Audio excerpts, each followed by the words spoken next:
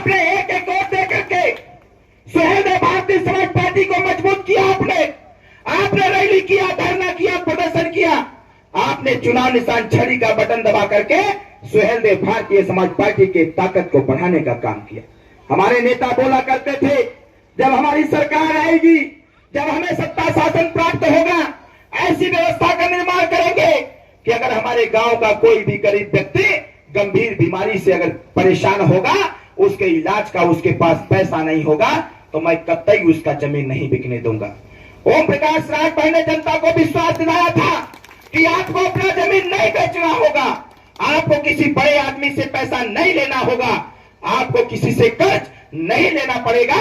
ओम प्रकाश राजभर जी ने कहा था, सत्ता शासन में आने दीजिए, किसी भी गरीब के इलाज के लिए चाहे जितना पैसा लगेगा उतना पैसा ओम प्रकाश राजभर दे करके उस गरीब का इलाज कराने का बंदोबस्त करेगा। और साथियों, आपके पास मोबाइल है, इंटरनेट पे सर्च कर लीजिएगा, उत्तर प्रदेश की सरकार में अगर सबसे ज्यादा गरीबों का इलाज किसी व्यक्ति ने करा रखा है तो उसका नाम ओम प्रकाश राजभर। 18 करोड़ रुपया से ज्यादा रुपया दे करके उत्तर प्रदेश में गरीबों का इलाज कराया। इसी काम को आगे बढ़ाने के लिए देश के माननीय प्रधानमंत्री जी ने कहा कि अगर सबका इलाज हो रहा है तो जिसकी उम्र 70 साल हो गई, 70 साल के बाद वाले लोगों का इलाज कैसे होगा। मोदी जी ने योजना बनाया कि हम गांव-गांव में ऐसे लोगों को चिन्हांकन करेंगे, ऐसे लोगों को खोजेंगे, उनका फार्म भरवाएंगे, उनका आयुष्मान कार्ड बनेगा और उस आयुष्मान कार्ड से पूरे उत्तर प्रदेश का कोई भी अस्पताल होगा, उस अस्पताल में उस गरीब का इलाज निःशुल्क होने का काम होगा। साथियों, वो भी 5 लाख रुपए तक का। हम आपसे बताना चाहते हैं, अभी कुछ दिनों पहले जब आचार संहिता या चुनाव की घोषणा नहीं हुई थी, जब हम लोग मिले माननीय मुख्यमंत्री जी से, हमने उनसे अनुरोध किया कि गांव में जाने के बाद गांव के लोगों की एक शिकायत है। उन्होंने पूछा, बताओ क्या शिकायत। हमने कहा कि महोदय, शिकायत यही है कि जिनका आयुष्मान कार्ड बनना है, सरकार के अधिकारियों ने योजना बना दिया है कि जिसके परिवार में 6 सदस्य होंगे, आयुष्मान कार्ड सिर्फ उसी का बनेगा। हमने कहा, सर कहीं न कहीं इस व्यवस्था में बदलाव करने की आवश्यकता है। भारत सरकार की योजना है, परिवार नियोजन कल्याण विभाग के द्वारा एक योजना चलाया जाता है। आपके स्वास्थ्य केंद्र के दीवारों पर लिखा गया है, छोटा परिवार सुखी परिवार, हम दो हमारे दो। मैंने कहा कि भारत सरकार की जब योजना है तो फिर 6 व्यक्तियों पर आयुष्मान क्यों बनता है। इसलिए सबसे बड़ी बात यह कहना चाहता हूं साथियों, जिसका भी नाम आधार कार्ड में दर्ज हो गया, जो भी व्यक्ति धरती पर आ गया, हर व्यक्ति का आयुष्मान कार्ड बनना चाहिए ताकि हर व्यक्ति अपना इलाज करा सके और निःशुल्क तौर पर करा सके। उन्होंने कहा, चुनाव जीतने दो, ये 6 का जो बैरियर है इसको तोड़ा जाएगा और हर व्यक्ति का आयुष्मान कार्ड बना करके स्वास्थ्य विभाग के द्वारा हर गरीब को दवाई की व्यवस्था की जाएगी। साथियों, इस प्रकार का विश्वास नरेंद्र मोदी जी देने का कार्य किए। इसके साथ साथ जिसके पास आयुष्मान कार्ड होता था, उत्तर प्रदेश के जो प्राइवेट अस्पताल थे वो बदमाशी करते थे, वो गरीबों का इलाज नहीं करते थे। जब इसकी सूचना भी हम लोगों को मिली तो मुझे अच्छी प्रकार से याद है, 10 अक्टूबर 2023 को माननीय मुख्यमंत्री जी ने आदेश जारी किया, जिसके पास आयुष्मान कार्ड होगा, अगर उत्तर प्रदेश का कोई भी अस्पताल उस गरीब का इलाज करने से कतराता है, उसके इलाज का पैसा मांगता है, तो उसके खिलाफ दंडात्मक कार्रवाई करते हुए उसके हॉस्पिटल को सील करने की व्यवस्था उत्तर प्रदेश सरकार के मुख्यमंत्री माननीय योगी जी ने बनाने का कार्य किया। कहीं न कहीं साथियों, मैंने पहले ही बताया कि सत्ता में तो परिवर्तन बहुत होते थे, लेकिन व्यवस्था में परिवर्तन नहीं होता था। ये भारतीय जनता पार्टी एनडीए परिवार की जो सरकार है, इस सरकार ने सत्ता के साथ साथ व्यवस्था में परिवर्तन लाने का कार्य किया साथियों। इसलिए मैं आपसे ये बात कहने के लिए आया हुआ हूं।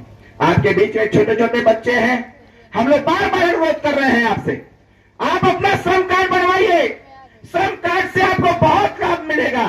श्रम कार्ड जब आपका होगा तो ये छोटे छोटे नौनिहाल बच्चे, जो भारत सरकार की योजना है, जैसा कि हम लोग पहले बोला करते थे, अगर हमारे आपके वोट के दम पर अमीर का बेटा अच्छी पढ़ाई कर सकता है, गरीब का बेटा जो पढ़ाई करता था, अमीर का बेटा जो पढ़ाई करता था, दोनों में कितना अंतर है। आप हम वोट देते हैं, सरकार बनती है, सरकार व्यवस्था बनाती है, कि अमीर का बेटा बाकायदे सूट बूट और टाई पहनेगा, वो पीठ पर बैग ला करके कॉन्वेंट स्कूल में जाएगा, और वही गरीब का बेटा गांव के प्राइमरी विद्यालय में जाएगा। हमेशा हम लोग बोलते थे कि भारतीय संविधान के अनुसार, समानता के अधिकार के अनुसार इस देश में समान व्यवहार होना चाहिए। हमारी इन बातों को देश के प्रधानमंत्री जी ने स्वीकारता प्रदान किया, मुख्यमंत्री जी ने इसको स्वीकारा और कहा कि कोई योजना बनाई जाए जिससे गरीब का बच्चा भी क से कंप्यूटर पढ़ने का बंदोबस्त कर सके, इसको क से कंप्यूटर की शिक्षा दी जा सके। आज के पहले जब अमीर का बेटा पढ़ने जाता था तो उसको अलग पढ़ाई होती थी, गरीब का बेटा पढ़ने जाता था तो उसको अलग पढ़ाई होती थी। लेकिन भारत सरकार, उत्तर प्रदेश सरकार ने मिलकर के अटल आवासीय विद्यालय का निर्माण कराया और गरीबों से कहा कि अब मजदूर का बेटा, गरीब का बेटा, रिक्शा चलाने का बेटा, मनरेगा में काम करने वाले का बेटा अब लैपटॉप चलाएगा, कंप्यूटर से पढ़ाई करेगा और हॉस्टल में रह करके अमीर बच्चों की तरफ पढ़ने का कार्य करेगा। साथियों, ये अगर संभव हुआ तो भारतीय जनता पार्टी की सरकार में संभव हुआ। इसलिए मैं आपसे अनुरोध करने के लिए आया हुआ। मेरे मित्रों, अंतिम बात कहते हुए आपसे विदा लेंगे। आने वाले 1 जून को हम सबको जिम्मेदारी के तौर पर देना है। आने वाले 1 जून को हमको, आपको, हम सबको एक निर्णय देने की आवश्यकता है और निर्णय देकर के देश में तीसरी बार नरेंद्र मोदी जी को फिर से प्रधानमंत्री बनाने की आवश्यकता है। जो काम अधूरा छूटा हुआ है उसको पूरा करने का संकल्प हम लोगों का है। जो भी काम छोटे बड़े नहीं हो पाए हैं उसको पूरा करने का काम हम लोग करेंगे। साथियों, इस घोसी लोकसभा से मैं आपसे आग्रह करना चाहता हूं, आने वाले 1 तारीख को कितने लोग वोट देना चाहते हैं? जरा हाथ उठाइए। तो वोट कितने लोग देना चाहते हैं? जरा हाथ उठाइए, दोनों हाथ उठाइए, अपना हाथ नीचे करिए। ये बताइए कि आने वाले 1 तारीख को चुनाव निशान क्या है हमारा? जोर से बोलिए। कितने लोगों को पता है कि चुनाव निशान छड़ी है? फिर से हाथ उठाइए। तो सबको पता है छड़ी? जोर से बोला। हम आवत रहनी है तो कुछ लोग कहना है कि मोतिरा के लोग छड़ी को भूल गए हैं। हमने कहा ऐसा हो ही नहीं सकता। लोगों ने कहा ऐसा ही है, यही से हम परीक्षा में थे लाके देखी के पता है। लेकिन एक बात का जानकारी आपके जरूर दे। ये बताओ कितना लोगन के पता हो कि आपके लड़का का चुनाव निशान छड़ी है? जरा हाथ उठा के बताओ। सबके पता हो ना? हाथ नीचे करो। जाना तो अपने बगलिया में बता दी हो, जे भारतीय जनता पार्टी के मतदाता हो उनके दिमाग में अभी कमल का फूल चलत है। उनके बता दी हो कि कहीं ऐसा ना हो जाए कि दुविधा में दोनों गई माया मिली राम। अगर नाखून पर स्याही लग गया और बूथ पर चला गया, ईवीएम मशीन में कमल का फूल नहीं मिला तो फिर वोट पड़ने वाला नहीं है। इसलिए पहले ही से सचेत रहने की आवश्यकता है। आपके घोसी लोकसभा में किसी भी बूथ पर, किसी भी मशीन में कमल का फूल नहीं रहेगा। अगर रहेगा तो कमल के फूल के स्थान पर चुनाव निशान छड़ी रहेगा। साथियों, इस बार यही छड़ी घोसी में विजय पताका लहरा करके तीसरी बार प्रधानमंत्री मोदी जी को बनाएगा। नौजवान साथियों, आप बताइए, इस छड़ी का प्रचार होना चाहिए कि नहीं होना चाहिए? कितने लोग इस छड़ी का प्रचार करेंगे? जरा हाथ उठा के बताइए। हाथ नीचे करिए। अगर कोई भूल जाए, भटक जाए तो उन्हों के बतावे की जरूरत बा। अगर एक गलती हो गया, एक गद्दार जो चट्टी और चौराहों पर चर्चा कर रहे हैं कि अरविंद राजभर चुनाव नहीं जीतेगा। अरे भाई, ये रसड़ा विधानसभा है और रसड़ा विधानसभा के सभी समाज के लोगों ने पगड़ी बांध के कहा है कि 1.5 लाख वोट खाली रसड़ा विधानसभा से लेकर के अरविंद राजभर खड़ा होगा।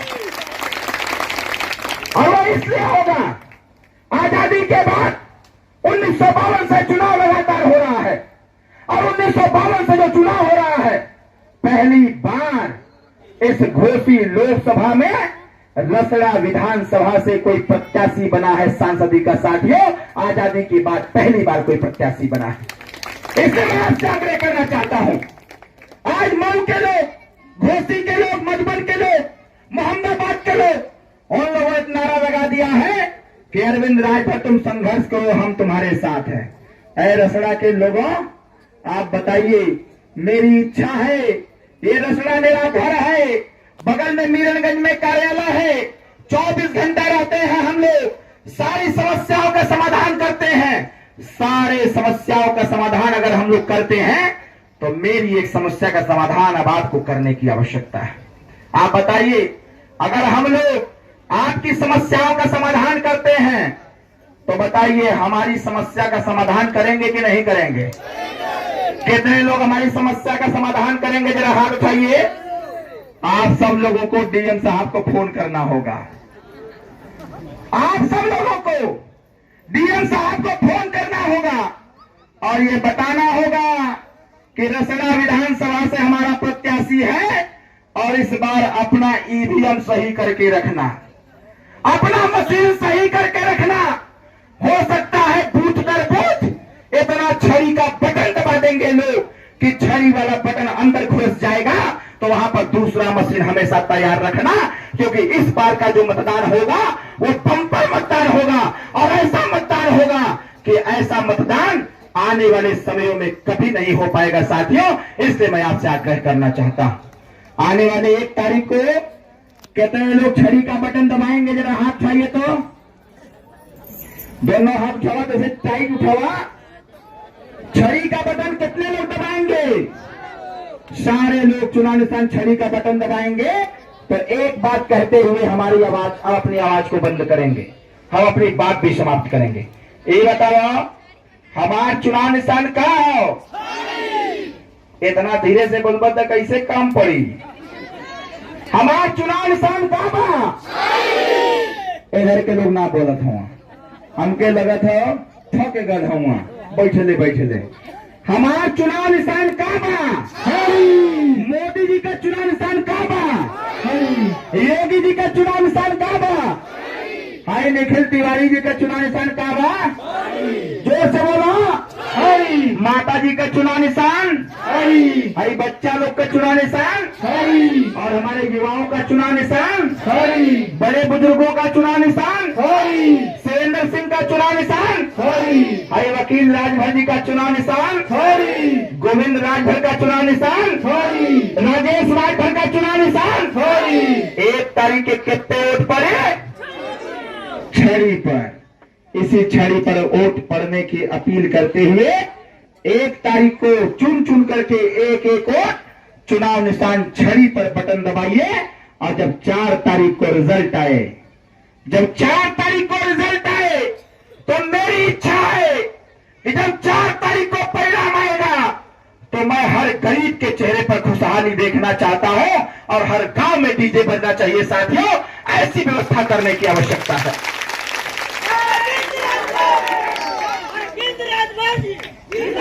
तो बताओ, डीजे बजे के चाहे कि ना बजे के चाहे? नौजवान भाई, 4 तारीख के डीजे बजी कि ना बजी? ऐसे गाना पहला बजल है ब्याहे वाला, डीजे बजी कि ना बजी? तो 4 तारीख के अगर डीजे बजवावे के बाद 4 तारीख के अगर हर चेहरा पर मुस्कान लावे के बाद तो 1 तारीख के चुन चुन करके चुनाव निशान छड़ी का बटन दबावे के बाद कितना लोग तैयार हुआ? हाथ उठावा। सारे लोग तैयार हुआ? बहुत बहुत धन्यवाद। आने वाले 1 तारीख को चुनाव निशान छड़ी का बटन दबाने की अपील करते हुए आप सभी लोगों से आशीर्वाद की कामना करते हुए मैं अपनी वाणी को यहीं पर देता हूं विराम।